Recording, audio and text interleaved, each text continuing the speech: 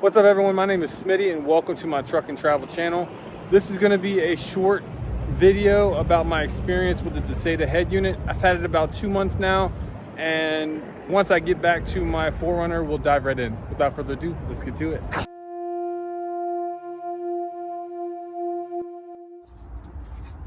Don't buy it.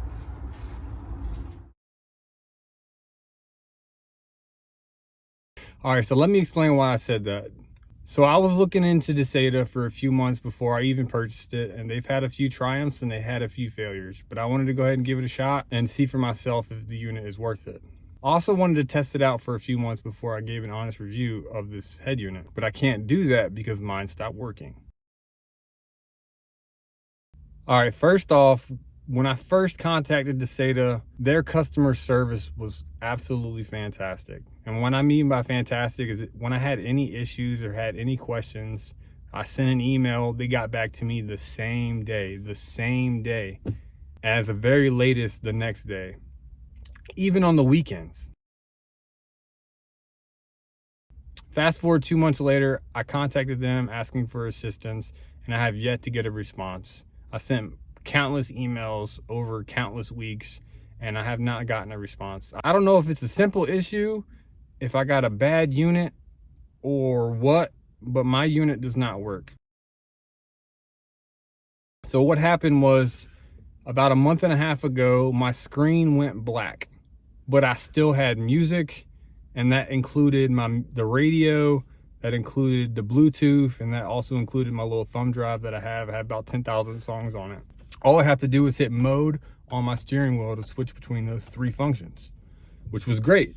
Not what the unit was designed for, but it worked, and I was traveling, so all I wanted was some tunes. A couple months went by like that, and then the unit just stopped working altogether. No music, no function, no GPS, no navigation, no absolutely nothing. I take that back. All right, so when I start the car, you would think the radio is going to come on simultaneously, but it does not. The only thing that does work is when you turn the headlights on, these little blue lights come on, letting me know that the radio is still somewhat there. You see how it's coming on and off? I tried doing the very basic things just to see if I can get it to work. I tried resetting it. All you got to do is hold the power button down or the volume button down or the tuner button down.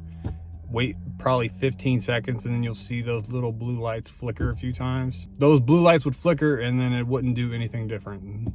No sound would come out, the screen wouldn't come on, nothing. I tried disconnecting it from the back. I unplugged all the wires, waited a few minutes, plugged it back in. Nothing changed. The little blue lights would still come on, but the screen wouldn't come on. I tried plugging it back in, disconnecting the battery, hoping it would do a full system reset, and that did absolutely nothing. So as of now, I'm just gonna rip out this unit, put back in my Pioneer radio, or maybe even the factory head unit, because all I know is the Dasaita is not staying in my vehicle. So in conclusion, I cannot recommend this radio, even though the radio was pretty good when it worked. I would love to show you some of the things this thing can do, but I don't have a screen to do it. There's only very, very few minor complaints that I had about this radio. I don't know if it's a fluke with this radio, or if it's a batch of radios, or if it's the brand itself, but I do not trust this, and I'm gonna take it out of my vehicle. So buyer beware. If you're thinking about purchasing this unit, do it at your own risk, if you do it at all. But I'll definitely update you guys if they reach out. Maybe I'll get a free unit replacement, but only time will tell. But that's all I have for you guys. Have a great day, and I'll catch you on the next one.